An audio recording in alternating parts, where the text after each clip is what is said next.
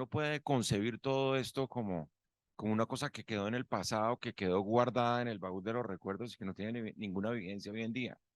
Y la pregunta es cómo proyectamos todo esto al momento actual. Yo creo que eso es fundamental.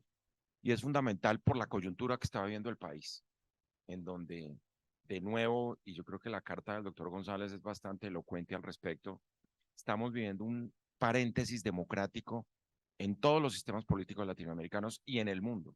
Una gran tolerancia al autoritarismo, al populismo, a todas esas fórmulas que supuestamente ya habíamos enterrado.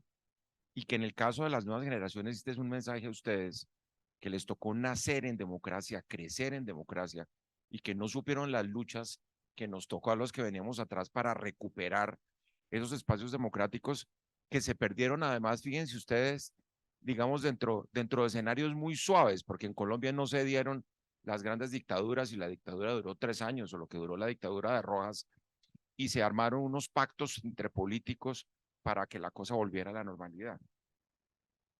Y yo por eso creo que hay tres ideas que un poco responden todas estas preguntas y que tienen que ver con la actualidad, primero, del pensamiento de Galán.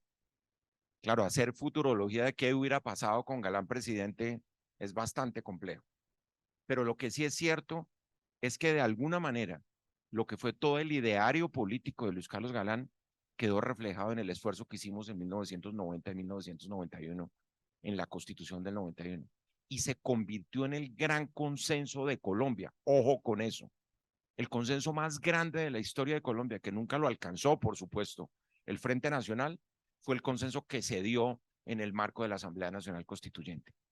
Nosotros éramos estudiantes, la séptima paleta fue un movimiento estudiantil, eso no era un partido político.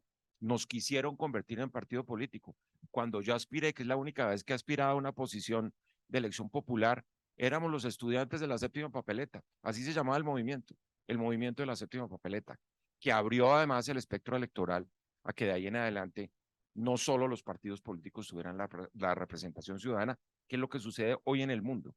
Hoy de manera vergonzante los políticos tradicionales acuden a las firmas para decir que no representan a los partidos políticos tradicionales por el gran desprecio de la ciudadanía hacia el ejercicio de la política. Entonces me parece que eso hay que tenerlo en cuenta y hay que tener que eso fue un consenso ciudadano, un consenso político. Ganamos, nosotros le ganamos con un papel que se introdujo clandestinamente a las urnas el 11 de marzo de 1990 y que lo contamos nosotros, cuando nadie tenía un celular.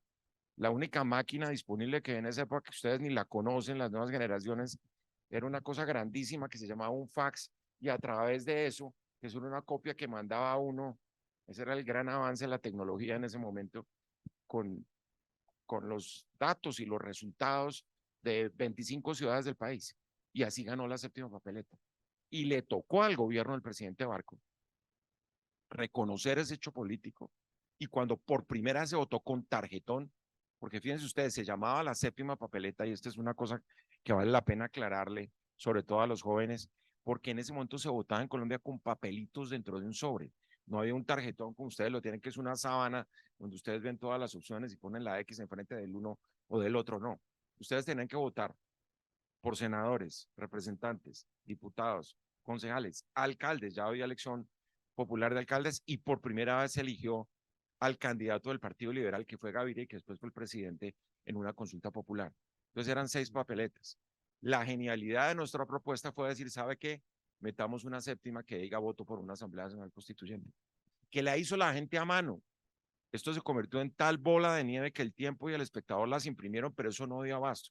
Entonces nosotros estuvimos, por ejemplo, en ese momento en las emisoras, ese día que fue el día victorioso, enseñándole a la gente, mire, recorte un papelito de 20 por 30 centímetros, ponga, voto por una Asamblea Nacional Constituyente.